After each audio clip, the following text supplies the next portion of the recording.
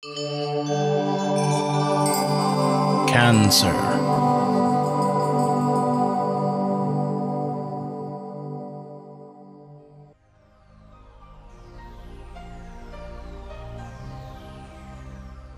Hello Cancer, this is your forecast for September 2014. So I'm happy to see that some of you now are starting to feel that it's starting to loosen up a little bit, okay? Those challenges that you've been having. And especially also in the financial area. Jupiter now in your second house for income is starting to expand this area. Some of you early Cancerians have already started to notice and see that the later Cancerians, well, you have that coming. It's coming, all right? But this month here, I feel until the 6th, September 6th, you have a good run for expanding this area, as Venus also is in your second house for income, joined up there with Jupiter. So here in August, when it was closer to Jupiter, well, things might have started to unfold for you. News of new money. Maybe there has been a raise or a new job, or maybe it's your partner that could expand something that will, you know, now coming here for you. So until the 6th, make the most of it. I see how your mind is really focused and concentrating on how you use your money, how you spend it. Some of it is out to luxury items. Why? Well, because Venus is in Leo. It loves luxury and all the good things in life. And so you might be spending a little bit higher dollars for it, but hey, listen, you know, it's also the house of how you treat yourself. You know, it's your self-esteem here. So Venus is wanting to pamper self in a good way. So until the 6th, then Venus is going to move into your third house of communication, also short distance travel. Some of you after the 6th will come to see that either you will be more out and about, or you might hear people wanting to come and visit you as well. And in that case, it should be really nice, very bubbly energy.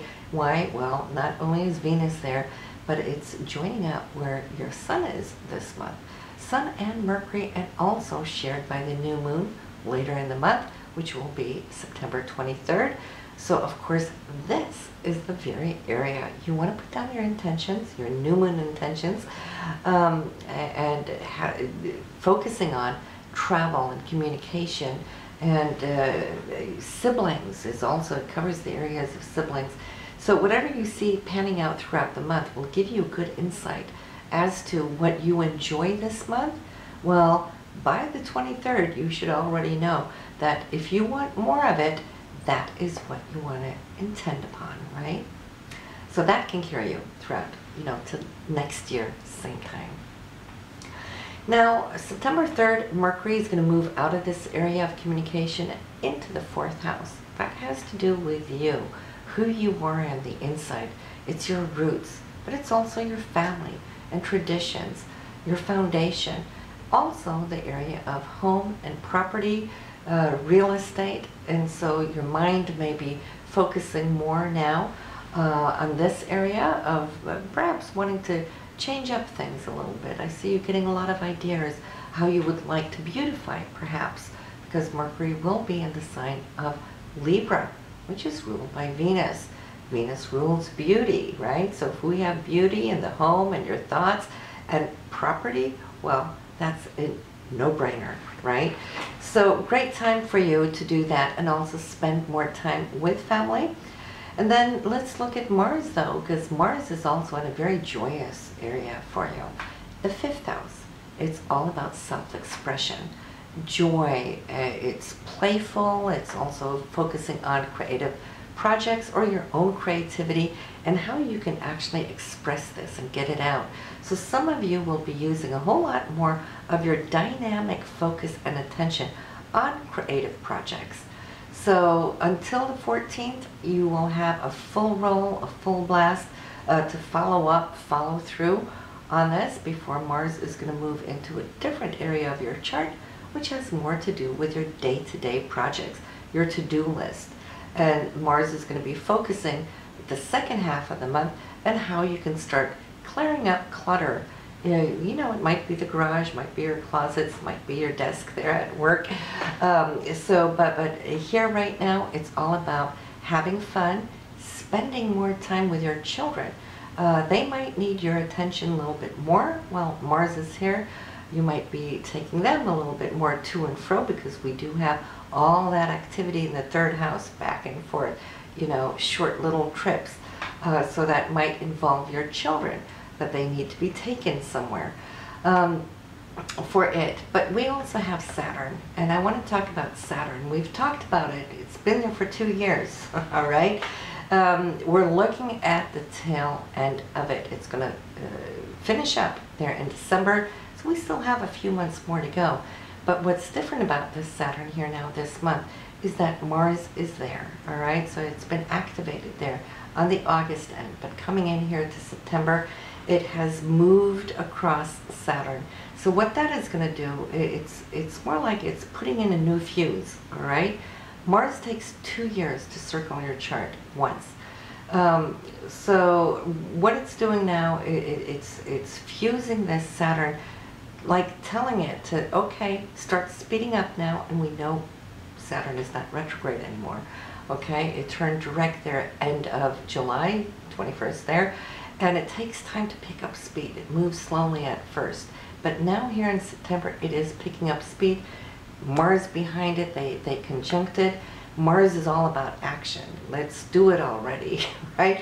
So you're going to see how this Saturn now is going to wrap up what you've been working on here these last 2 years in this area, and what will conclude itself there in December.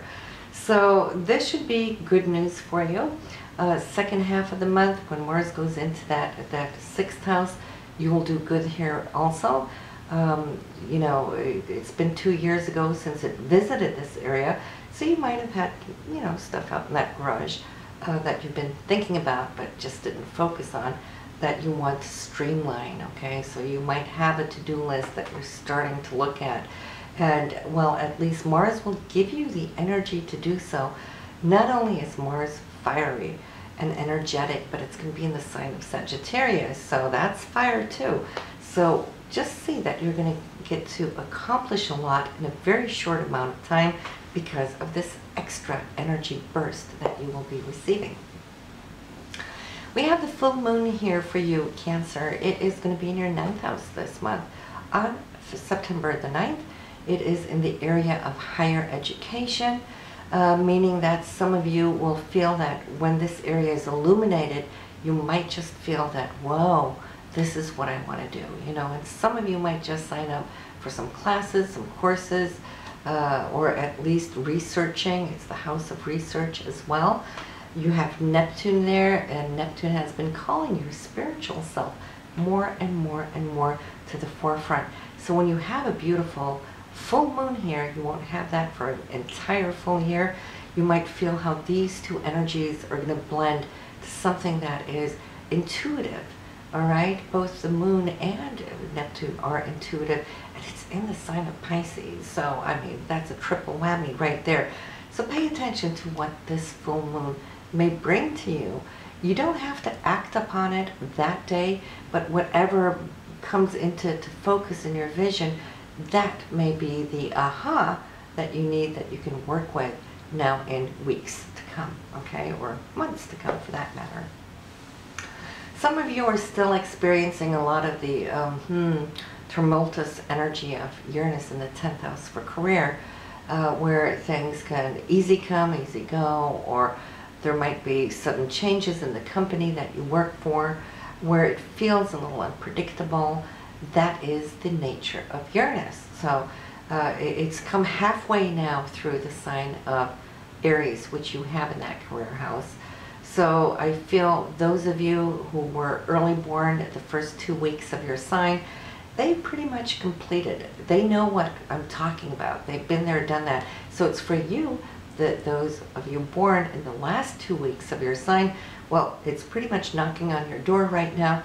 Uranus is retrograde and will be for a couple of more months, so it's moving backwards. It's giving you time to kind of look to the past, what has been taking place.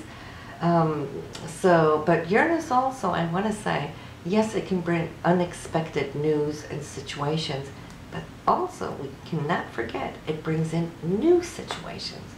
only when something leaves can something new come in, you know? So that's the blessing of it.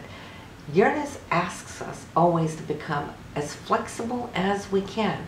It's only when we're tight that things hurt, because we don't want change, and then it hurts. It feels like it breaks. Be like a blade of grass, you know, that could be stepped upon, but it will come back up again.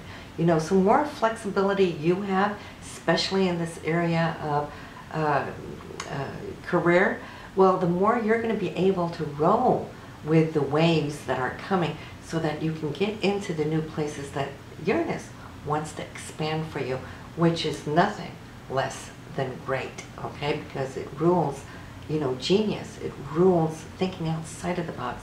It rules opportunity that we could never get to if we didn't, you know, open ourselves to those blessings. So that is what we have here for you now. We want to talk about the dates on the 9th. Be a little careful not to jump the gun. It might just be a little up like that. Mercury and Pluto butting heads. On the 10th, though, much more better. I see Mercury, your mind, calming down. Why? Because what it didn't see on the 10th, it will be shown to you. No, what it didn't see on the 9th. It will be shown to you here on the 10th, and that will fill you with more a sense of confidence, all right? So the 10th should be a good day for any kind of talks. The 9th, you want to avoid anything if you can.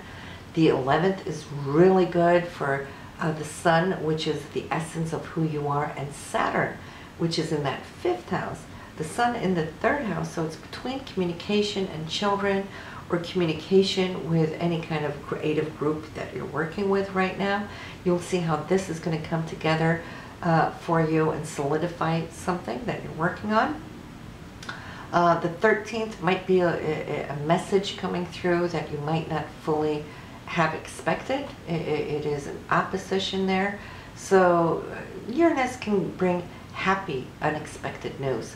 But when it's in opposition, not too much so. So you might be a little jarred by it, but in that case it won't last long, because already they're on the 14th. Great news coming in, having to do with love and romance, okay? It's the passionate day of the month. When Venus and Pluto trains up together, it's love in Venus, it's Pluto, which is passion and intensity, but it's also a big money day for you, because Venus also rules money, and Pluto doesn't give pennies. Pluto is more the lump sum kind of thing. I'm not promising you a lump sum of money, but it could come through as perhaps maybe a contract or a new client, or something now that can empower your financial situation as you move along. So 14th is a great day to circle.